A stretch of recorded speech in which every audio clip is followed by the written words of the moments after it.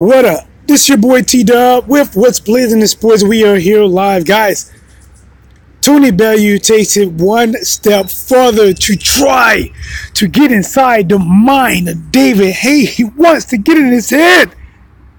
But is it working? Guys, again, this your boy T-Dub, What's Blazing in Sports. If you are new to the channel or just coming back, guys, please take a second to subscribe, like, and share, guys. And definitely hit the subscribe button and we can get it popping. Listen, guys, T-Dub was blazing in sports. We are not just stage bound, guys. We are covering boxing across the waters, guys, and this is a pretty good fight.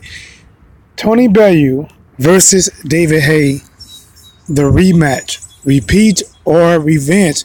Guys, listen. Tony Bellew says he has been an underdog all his life. He is still the underdog even in this fight.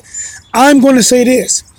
Tony Bellew might call himself the underdog, but he is definitely, most definitely the bully when it comes to leading up to this fight.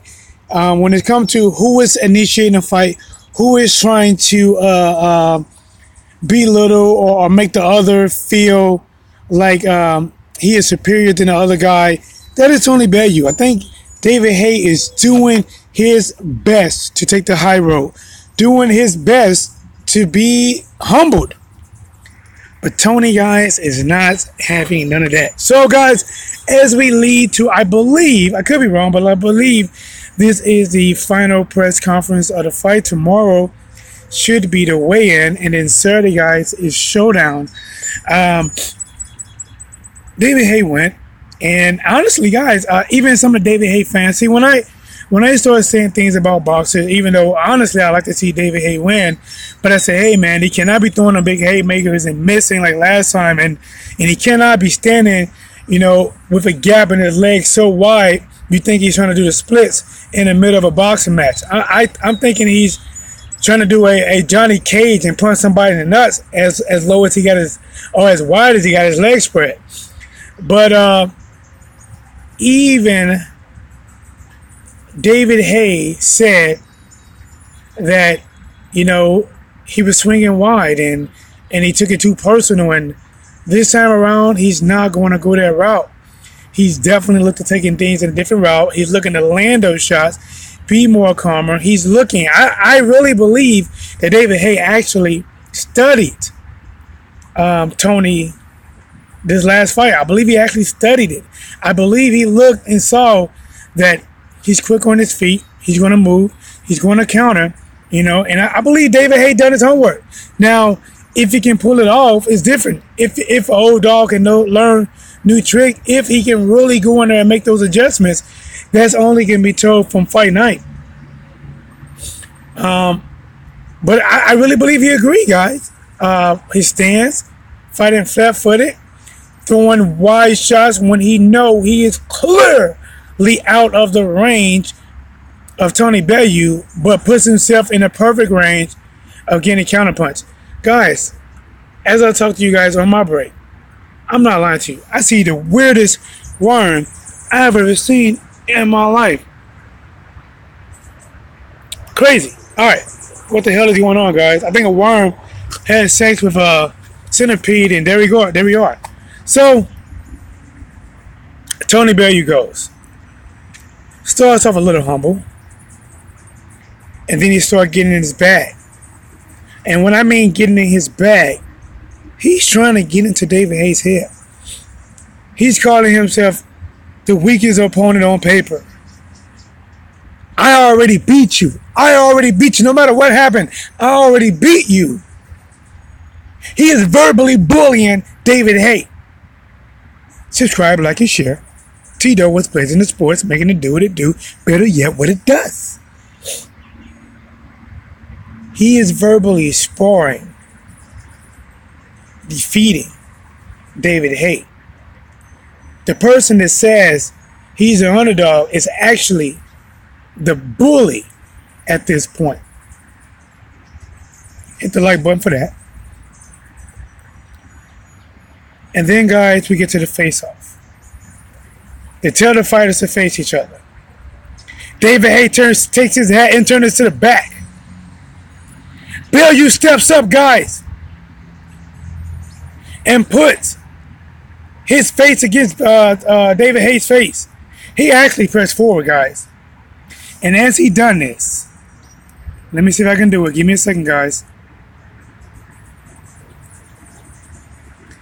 This is what we get. Tony Bellew pushes David Haye. And guys, listen. I think I saw the video. You can check IFL.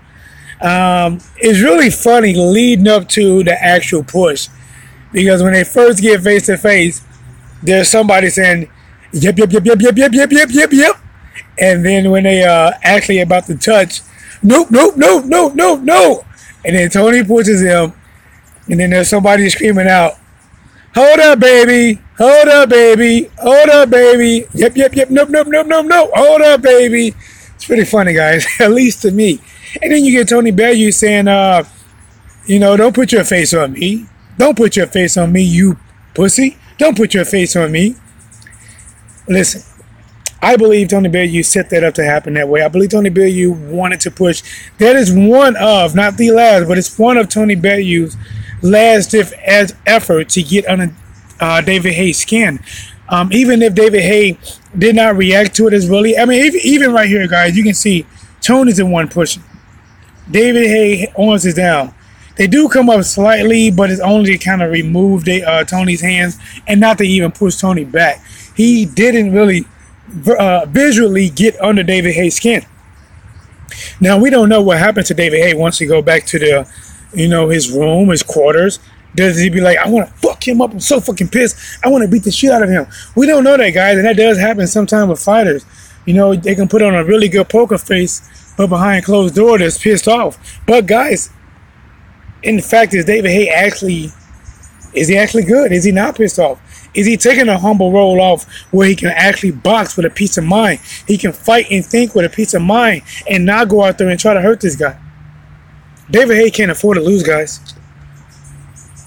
He cannot afford to lose. Tony can, because he can get a third fight out of it if he wants. Or he can go back down to cruiserweight and compete. Tony Bellew lifeline is longer. David Haye, because of what we've seen from him, if he loses, this will mark the end of him making at least a title run in heavyweight. At least. If he loses to Tony Bellew, you know, fighting Joshua or Wilder or Tyson Fury, I think those fights out the question. I mean, listen, if it makes dollars, it makes sense. If he can still pull fighters, listen, it makes sense. But guys, let me get out and start making my way slowly back to my job. As you know, this is what I do. Instead of me coming out and relaxing or eating a snack on break, I talk to you guys.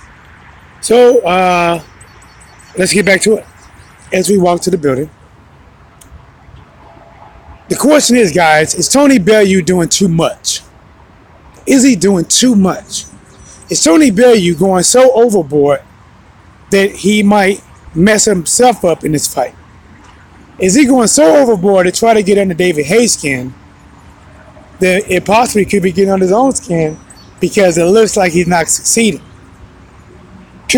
Is he putting too much effort into doing all this and not enough efforts to be mentally focused for the task at hand? Because I believe no matter what David shows up, the gap leg David that's doing a Johnny Cage punching and nut splits, or the David Haye that switch trainers and learn things and going to come out there with a different game plan and actually come out there and try to put work in on Tony Bellew.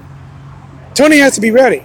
I don't believe if David Haye is completely healthy, I don't believe Tony Bellew gets a knockout. I don't believe so. I believe the knockout last time, the stoppage last time, was 100% contribute to the Achilles heel.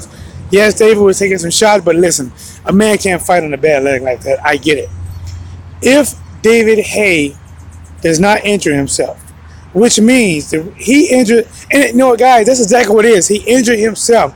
A lot of times his movement, his springing, and the way he lands on his feet, his legs, and his toes cause a lot of injuries. He needs to plan out a lot of his attacks and really work on movements. I hope he has. Because if he has, guys, we're in for an interesting fight. I think Tony Bellew is going to come in there still confident. He's going to believe, even if David Haye showed or not, that he got inside David Haye's head. And he's going to come out there and try to box with the same game plan that he did the first time around. It's going to be up to David to change it. David is the one that's lost. David is the one that was getting countered in the first fight. Yes, he did have some success, but overall, Tony Bellew was looking a hell of a lot better than even your boy T-Dub was Blazing the Sports gave him credit for. And guys, now, as we see, Tony been putting hands on David Haye. Remember, we have to weigh in, guys. That would be the last-ditch effort for Tony Bellew. That would be the last-ditch effort where he either pushes him again, gets in his face. That's when he's going to try the last little, let me dig at him one last time. Because it's not a press conference. They're not going to change a lot of words. They're going to weigh in, and they're face-to-face, and that's the most action they're going to have right there. Because after that, it should be a separation and then maybe an interview with the individual fighters on what they're going to do the next night. But guys, T-Dub was Blazing the Sports. Don't worry about it, guys. I'm going to at least get you one more video. Don't worry about it. The Triple G fight happening. I got you. Don't even worry about that. You know your boy T-Dub going to be live for it. Subscribe, like, and share right now. Stop waiting. If you want to donate to the channel, I do accept it. Go to the donation link in the description, guys. PayPal, there's nothing too little, and there's damn sure nothing too big. And on top of that, what we have? We have the Triple G. Oh, we have the Deontay Wilder and Joshua saga continues. I believe, last I heard, there is proof that Deontay Wilder showed proof that $50 million is in the bag to Eddie Hearn, and I believe Eddie Hearn says, okay, they do want the fight. It's a 70% chance it can get made. To be honest, guys, if the money is the money is agreed upon, all the rest, it's just, nitpicking.